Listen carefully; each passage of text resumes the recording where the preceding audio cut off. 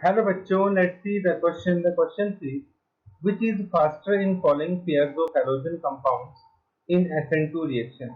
Option A CH3 CH2 CH2 CH2 Cl and CH3 CH2 CH Cl CH3. तो हमें ये बताना है कि दोनों मॉलिक्यूल्स में से फास्ट SN2 रिएक्शन कौन शो करेगा. So first of all we will write down the key concept, and the key concept is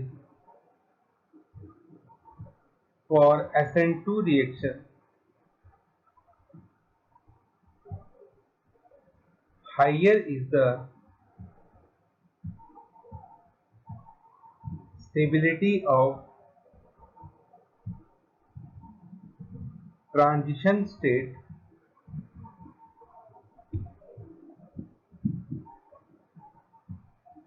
higher is the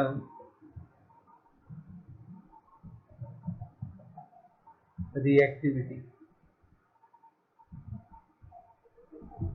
ठीक, SN2 मैकेनिज्म ये कहता है कि जितना फास्ट हमारे पास जितनी स्टेबल हमारे पास ट्रांजिशन स्टेट होगी उतना ही रिएक्टिविटी फास्ट होगी मॉलिक्यूल की.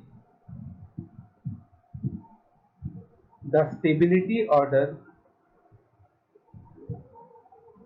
of transition state is 1 degree greater than 2 degree greater than 3 degree. ठीक है, 1 डिग्री ट्रांजिशन स्टेट सबसे ज्यादा स्टेबल होती है, then 2 degree and then 3 degree. हमें पता है SN2 रिएक्शन किस तरह से प्रोसीड करता है. हमारे पास जैसे RX है, न्यूक्लियोफाइल बैक साइड से अटैक करता है, लीविंग ग्रुप बाहर निकलता है. ट्रांजिशन स्टेट वो स्टेट होती है जिसमें न्यूक्लियोफाइल जुड़ना शुरू हो जाता है और लीविंग ग्रुप X जो है वो निकलना शुरू हो जाता है.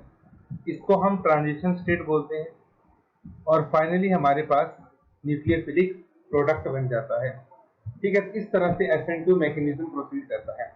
तो ट्रांजिशन स्टेट हमारे पास स्टेबल कब होगी, जब एल्काइल ग्रुप जो है वो छोटे से छोटा होगा.